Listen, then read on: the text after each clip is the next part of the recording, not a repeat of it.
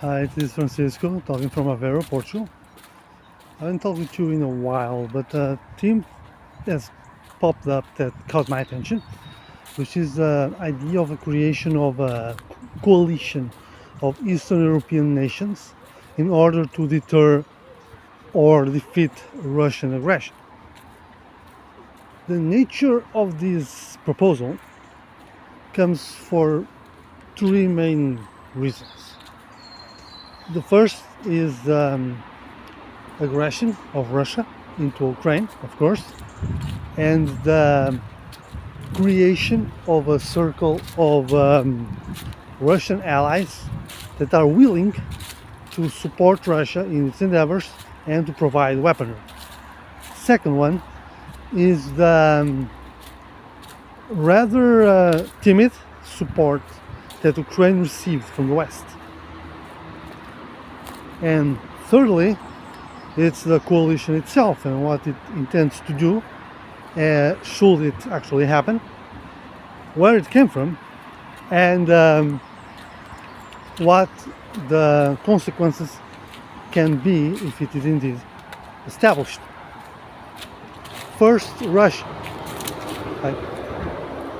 During the regime of Vladimir Putin, Russia had several military endeavors, all of them really bloody. I mean, we can talk to the Second Chechen War as a first showing of what Vladimir Putin can do to establish its power over breakaway territories. So the first Chechen War was a defeat for Russia in the mid-90s. Then in the early 2000s, as Vladimir Putin came to power and wanted to solidify it, he ordered a new campaign to Chechnya that saw the destruction of most of Grozny and the establishment of Kadyrov as the dictator of the territory. This kind of established Putin as the leading man in Russia. However, his policies were mostly about converting Russia's economy into energy, which means that he will, given that he is an oil baron, he will establish himself as not only the richest man in the world for a while, but also as the only source of power and money in the entire nation. It will establish it as a mafia state, which it is. With its power well cemented, and with Russia converting into oil state, he crafted a circle of very powerful people which propped him into power. However, not all Russians appreciated the effort. So as his power started to dwindle, his influence started to dwindle in the late 2000s, he launched the invasion of Georgia in the Caucasus. So, like Grozny, the invasion of Georgia was a great military disaster. Like, Russia actually won that war, but the cost was a little too high. I remember that several, they lost strategic bomber to a manpad and some air superiority fighters too. So this means that the training and the tactics of the Russian military forces were already in question in 2008. However, Georgia was itself a very weak nation, a weak military, so they were defeated and two territories were annexed by Russia. Again, it's a small nation with a small army, and they only managed to capture two territories. This forced armed forces to make some rethinking, although we will see that the rethinking was limited. So, with himself again established as a strong man who can conquer other nations, Putin stayed in power and managed to cement his position. Moreover, he also created a precedent. In the modern world, a nation can just invade other nations and capture territory. That was, it was not only Russia's fault. The invasion of Iraq in 2003, although by a completely different reason and with completely different goals in mind, kind of showed that modern nations can launch wars. Although, again, the comparisons between the Russians' endeavors and American endeavors are at fault, because the Americans never intended to conquer Iraq. They wanted to establish friendly leadership and to avenge some of the to vent some of the frustration caused by the 9/11. That said, Vladimir Putin was by that point a well-established dictator. His power was unquestioned, and he started to have ideas how to increase his power and to create a legacy. And his legacy will be to re-establish not the Soviet Union, because he doesn't want the Soviet Union, which as a Politburo, as a party that has its own policies that kind of changed who was in power. It talks a lot about the Soviet Union, but what he wants to re-implement is the Russian Empire. Make the Russian Federation a new world empire. And he surrounded himself with some ideologues that go by the idea of the heartland, which means that Russia is the center of Eurasia and the rest of the world kind of rotates around Russia, which is faulty. It's not a real idea, but it's a real idea, but it does not translate into reality. Nevertheless, a lot of Russian politicians go by this because it's advantageous for them to follow this idea. The issue, though, is that by that point already, the Russian economy was starting to decline. It was not really not good during the 90s. They had some development when Putin was popular in the early 2000s, but by the early 2010s, it was already declining. It's also meant that a lot of ancient Russian possessions and Russia's satellite nations were actually starting to turn to Europe, because at this point the European Union was really well established and it started to produce results with a lot of with prosperity and a lot of growth in the life quality. So to many ancient Soviet citizens, it was actually really it felt like a good idea to join with European Union and to bring some of that wealth into their own nations. This is what led to the Maidan revolt in Ukraine in 2014, when the pro-Russian president was actually not willing to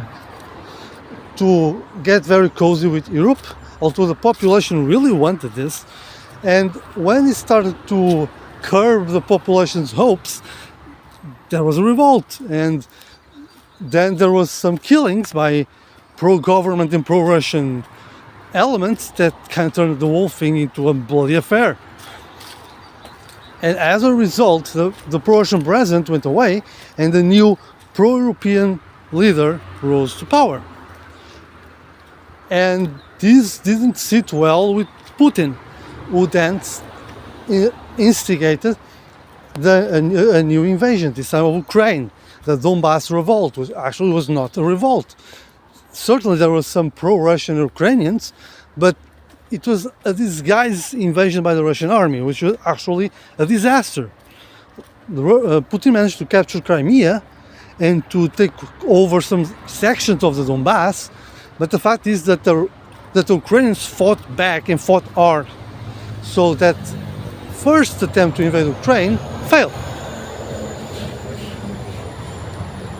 However, Putin was established, and all the great leaders in the world managed to convince both sides it's not really convince, to force both sides to froze the conflict and to froze the front lines.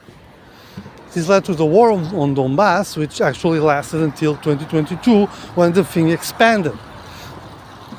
The capture of Crimea actually gave a boost to Putin's public perception. He was the 4D chess player that no one could defeat. However, his economic policies were still at fault. They were meant for him to gain more power and wealth, even in his circle. So the Russians kept growing poorer. By the 2020s, this was starting to reach a head, in which the idea of Russians wanting a new leader was actually gaining traction, which leads us to the 2022 invasion of Ukraine. By this point, Putin felt that he needed another trick, another military adventure. So he moved with this 3-day invasion of Ukraine. In his mind, like, the government of Volodymyr Zelensky would very easily be toppled down. The Ukrainians wouldn't fight back, and he will manage to establish a more pro-Russian leadership in 3 days' time.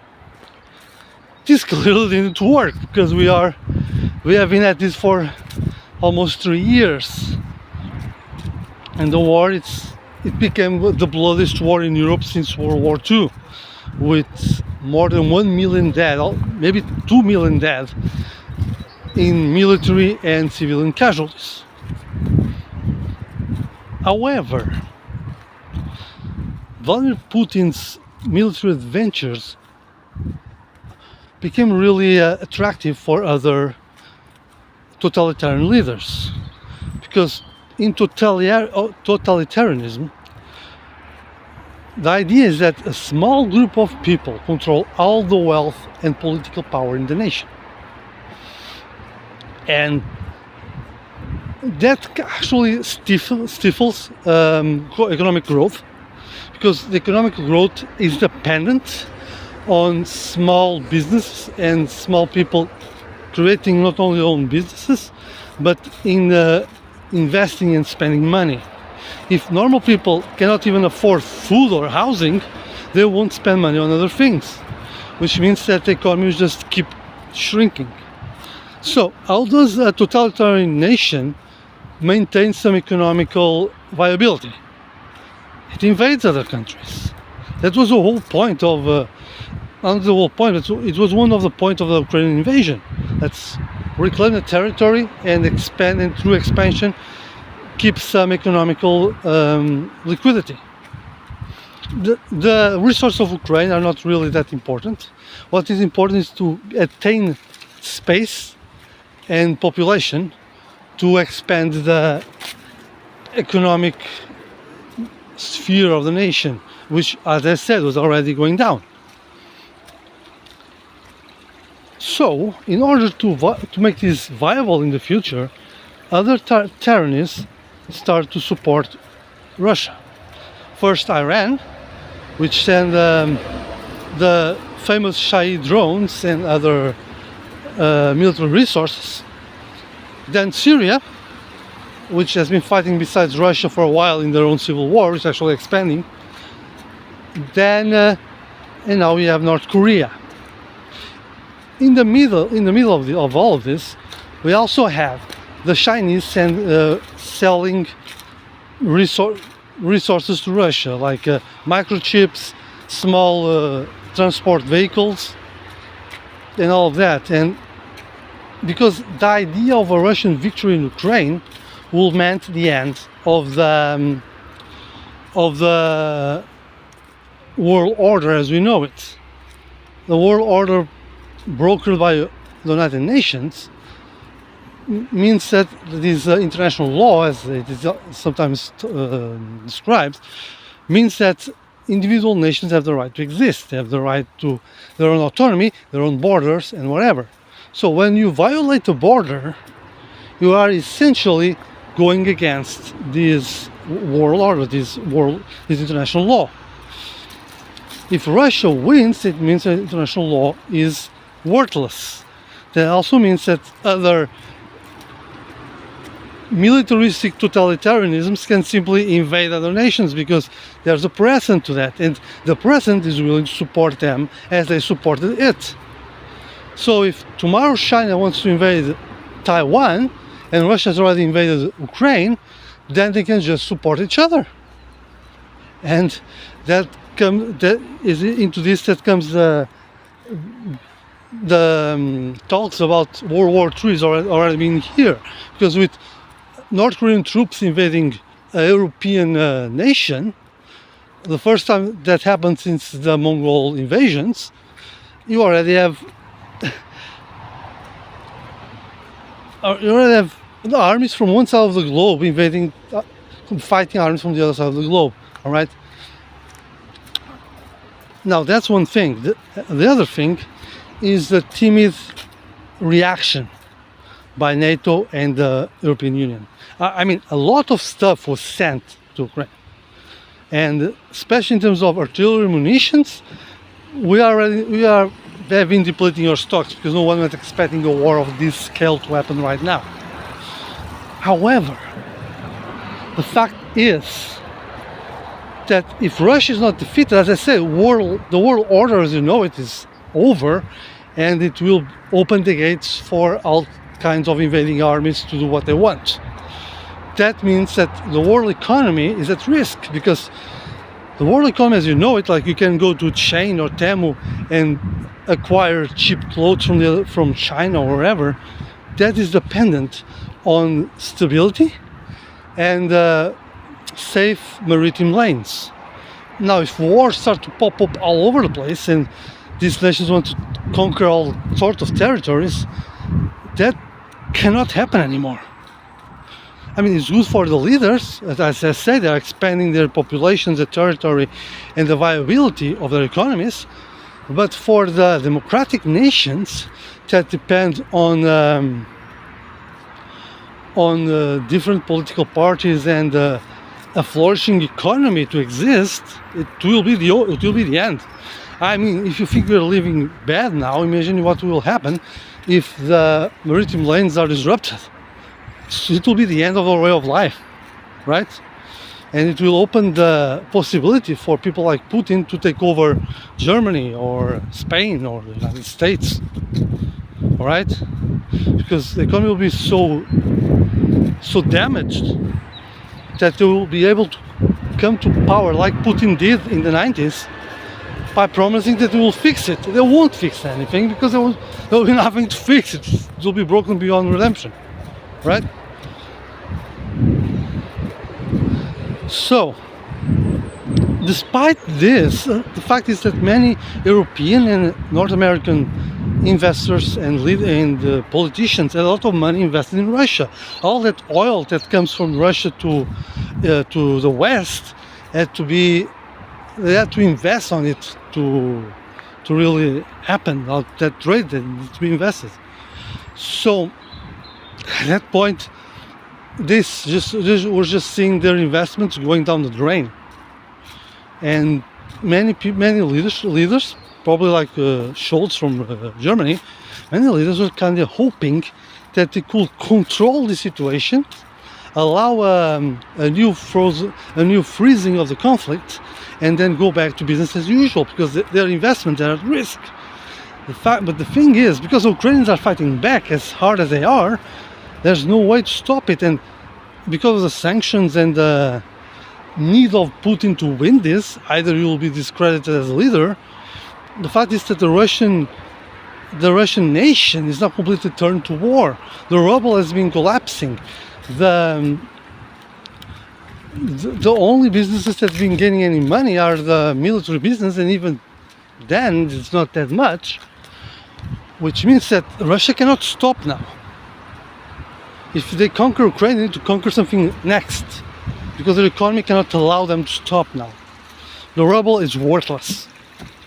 It's either we keep expanding to stop or to keep liquidity, or we don't expand and we collapse.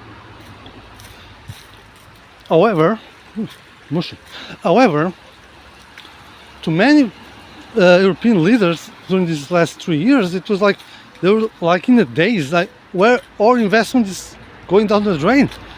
Let's just send enough for Ukraine to defend itself and hope that we can make both sides negotiate. But Ukraine does not want to just defend themselves, they want to win this war. They want to reclaim their right to exist as a nation. So neither side will stop until the other is completely destroyed. And the European leaders keep thinking that they just can control this. They cannot control a war. You cannot do that. You either win it or you lose it. And NATO and the European Union are all in on this, even if they don't want to admit it.